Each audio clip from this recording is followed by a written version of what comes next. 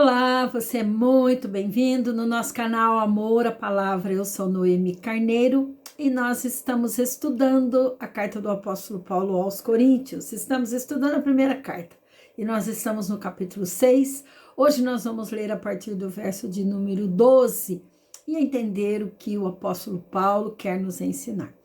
Paulo agora, nessa segunda parte do capítulo 6, deixa de lado um pouco aquela discussão sobre aquelas encrencas, aquelas brigas existentes entre os membros lá da igreja de Corinto, briga que fazia com que alguns irmãos levassem outros irmãos ao tribunal, etc. Então, Paulo lidou com essa questão, mas agora ele vai apresentar algo novo para nós. Ele vai falar a respeito de um conceito diferente sobre o corpo humano.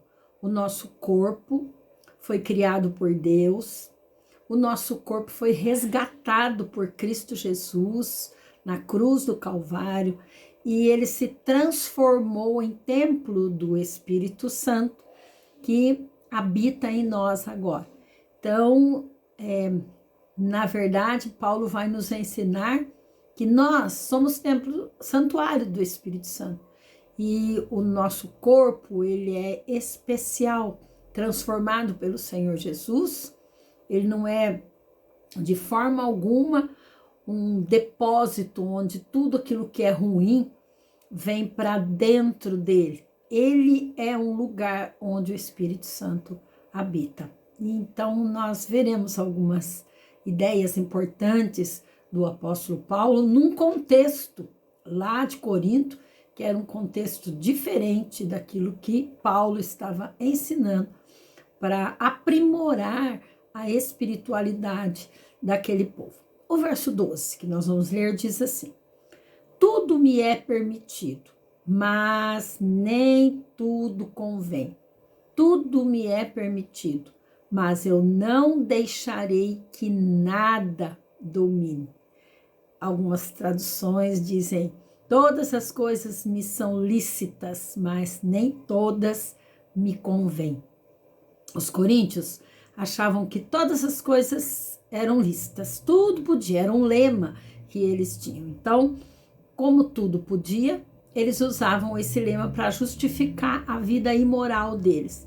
Então, o apóstolo Paulo fala aqui que tenta lembrar, aquele povo que eles estavam agora, porque haviam aceitado Jesus, eles estavam livres daquelas leis cerimoniais que nós já falamos tanto aqui nos nossos estudos, mas que porque eles estavam livres daquelas leis cerimoniais, não faça isso, não faça aquilo, como nós vemos no Velho Testamento, mas não é porque eles, pelo sangue de Jesus, estavam livres disso, que agora eles tinham permissão, tinham licença para fazer tudo aquilo que eles achavam por bem fazer, pecando contra o seu corpo.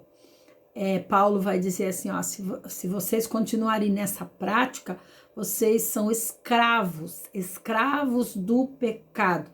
E vocês não podem esquecer, Jesus libertou vocês. Então, quando ele diz aqui, eu não me deixarei dominar por nada, por nenhuma coisa, ele está dizendo que o único poder que pode controlar a vida do crente é a vida do controle do Espírito Santo. Ele sim deve controlar a nossa vida, mas o pecado consciente, ele não deve dominar a vida daqueles que servem ao Senhor Jesus. Por quê? Porque o Espírito Santo capacita os seus a andarem firmes longe da tentação, sem cair nela. O verso 13, os alimentos foram feitos para o estômago e o estômago para os alimentos, mas Deus destruirá ambos. O corpo, porém, não é para a imoralidade, mas para o Senhor, e o Senhor para o corpo.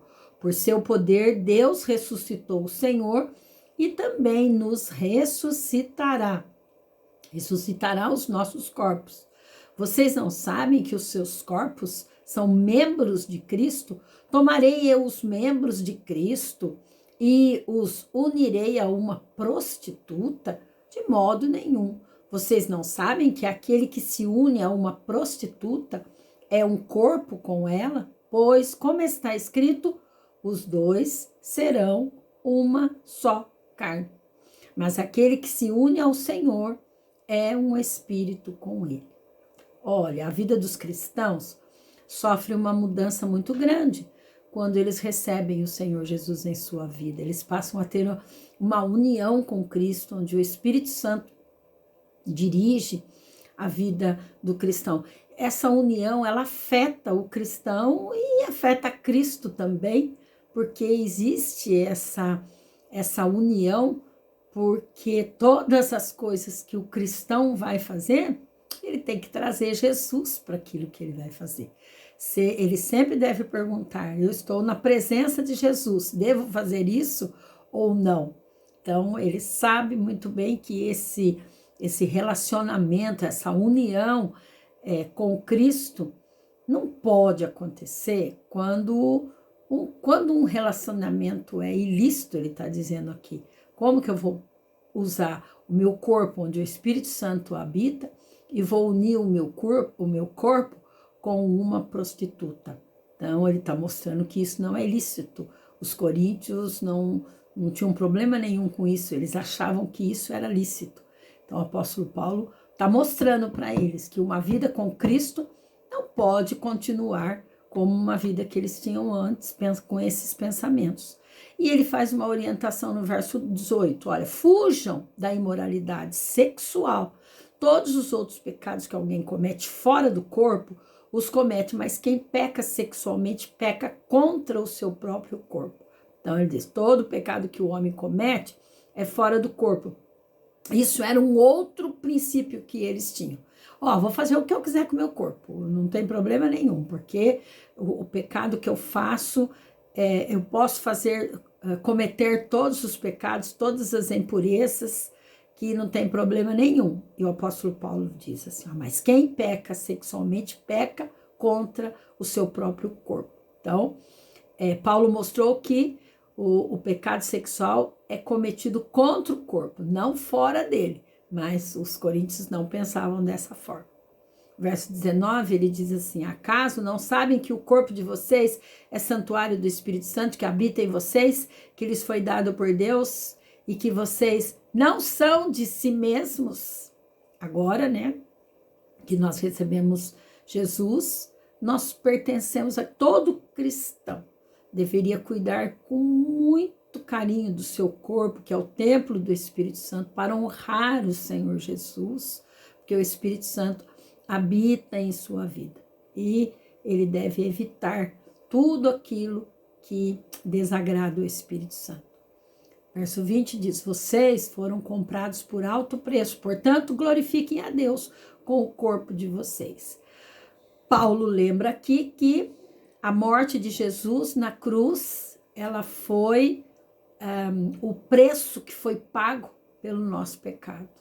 Nós éramos escravos e, mais ou menos naquela época, os escravos iam para leilão e eles eram comprados. Paulo está usando aqui essa mesma fala para dizer, com a sua morte na cruz, Jesus pagou um preço para nos resgatar da escravidão. Que escravidão? Nós éramos escravos do pecado.